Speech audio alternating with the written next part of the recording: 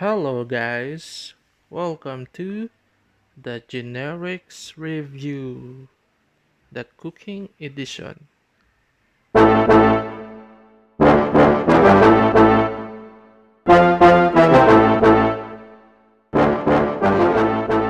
Hi guys, for this video, we will share a recipe of chicken inasal.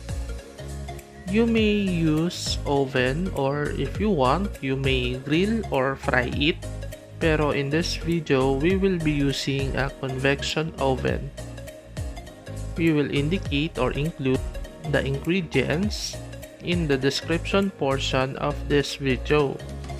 But before we start, please don't forget to like this video and subscribe to our channel for more videos.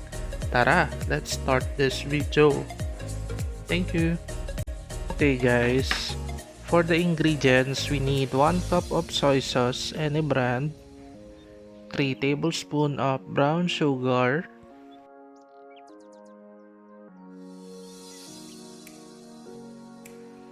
3 tablespoons of vinegar, 2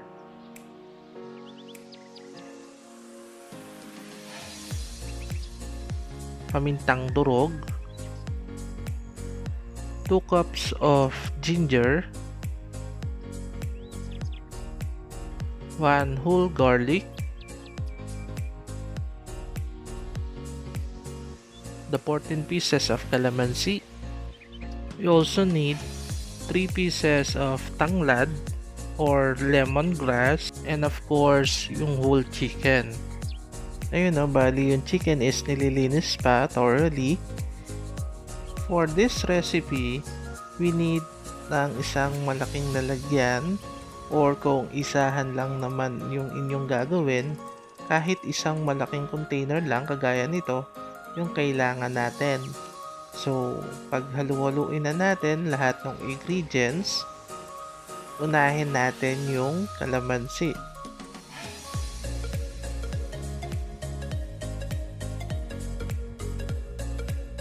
Then, isunod naman natin pag halu-haluin yung mga natitirang ingredients. No particular order naman sila, no? And pag halu-haluin lang natin silang maigi.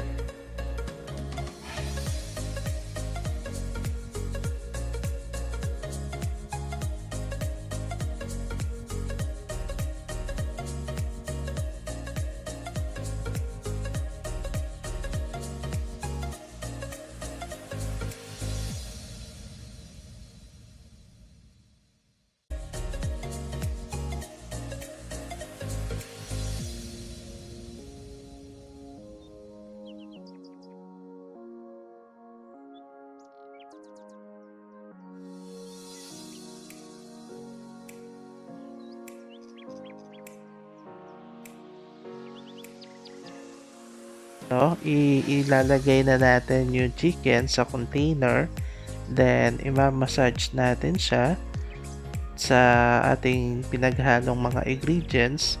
Siguro for each side is 10 minutes para manood lalo yung flavor ng ating mga ingredients. Then lalagyan din natin pati yung loob ng chicken.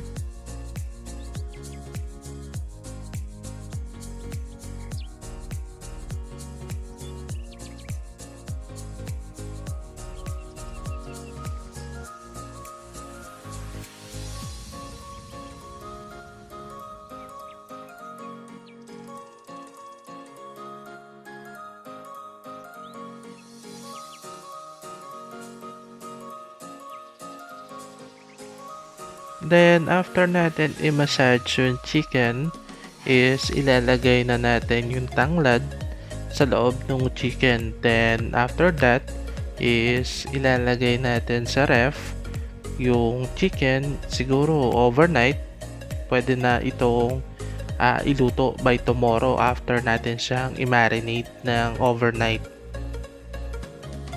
Ayun lang, no? Bali, if in case na imamarinate na natin siya ng overnight, lagyan din natin ng konting sauce or yung ating pinaghalong mga ingredients, yung loob or yung laman ng chicken. And then, konting tip lang po, no? If in case na which ito po ay ating iluluto na siguro for 2 or 1 hour prior natin iluto is ilabas muna natin sa rep para medyo lumambot o ma-defrost yung ating chicken. And then, ayun, ilalagay na natin siya sa freezer ng overnight. Then, ayun no, bali after natin ma-defrost yung chicken ng ilang oras, is mag-preheat muna tayo ng oven ng 350 degrees Fahrenheit bago natin siya isalang. Then, bago natin isalang is medyo pahiran natin ng konting oil yung chicken para madali siyang maluto. Then, isasalang natin siya sa oven ng 1.5 hours. And siguro every 30 minutes, pwede natin siyang pahiran ng oil para hindi matuyo yung chicken natin. Bali, isasalang natin siya for 1.5 hours sa 350 Fahrenheit na setting ng ating oven. So, ayun guys, no, medyo madali lang naman i-prepare yung chicken inasal and you may use this as your negosyo na rin. Bali, we hope na nakatulong or magagamit nyo yung aming recipe na chicken inasal in the future. Bali, if you like this video, please don't forget to like and subscribe to our channel and hit the notification bell for future videos. Thank you!